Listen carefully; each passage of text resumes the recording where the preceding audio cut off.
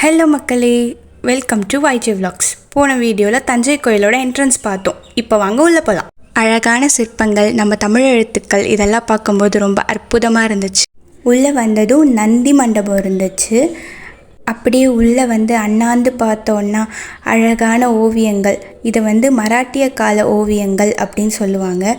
அழகான நந்தி இருந்தார், பிரம்மாண்டமாக இருந்தார். சிவனை ஃபோட்டோலாம் எடுக்கக்கூடாது சொல்லிட்டாங்க. ஸோ சிவனை பார்த்துட்டு வெளியே வந்தாச்சு. வெளியே இந்த பிரம்மாண்டத்தை பாருங்கள், எவ்வளோ அழகாக இருக்குது. அது மட்டும் இல்லை ஃப்ரெண்ட்ஸ், இங்கே அழகான கலைநயங்கள் பார்க்க முடிஞ்சது. கோவிலை சுற்றி நிறைய சிவபெருமான் இருந்தாங்க. ஒரு சிவபெருமானுக்கும் ஒரு கதைன்ற மாதிரி ஓவியங்கள் வரையப்பட்டு இருந்தது. ஆர்டிஃபிஷியல் கலர் யூஸ் பண்ணாமல் நேச்சுரல் கலர் வச்சு அழகாக வரைஞ்சிருக்காங்க. பல நூற்றாண்டுகள் ஆனாலும் அழியாமல் அப்படியே இருக்குது. இப்போ வச்சுருக்கிறதெல்லாம் என்னங்க சிங்க்கு, அந்த காலத்தில் பாருங்கள் கல்லிலே வச்சுருக்காங்க சிங்க்கு.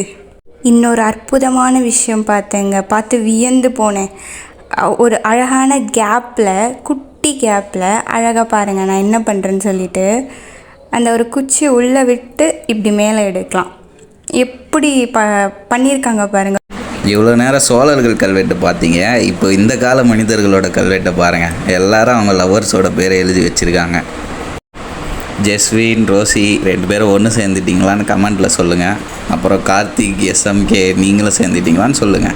ஒரு சிற்பத்தை பார்க்கும்போது அது நிஜத்தில் பார்த்தா எப்படி இருக்குமோ அந்த மாதிரி அவ்வளோ அழகாக இருந்துச்சு.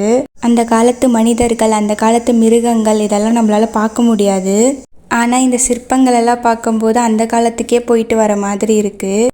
அவ்வளோ அழகாக செதுக்கி அதுக்கு உயிர் கொடுத்துருக்காங்க நம்ம தமிழர்கள். மோஸ்ட் ஆஃப் கவர் பண்ணிட்டோன்னு நினைக்கிறேன். தஞ்சை கோவில் பற்றி சொல்லணும்னா சொல்லிகிட்டே போகலாம்.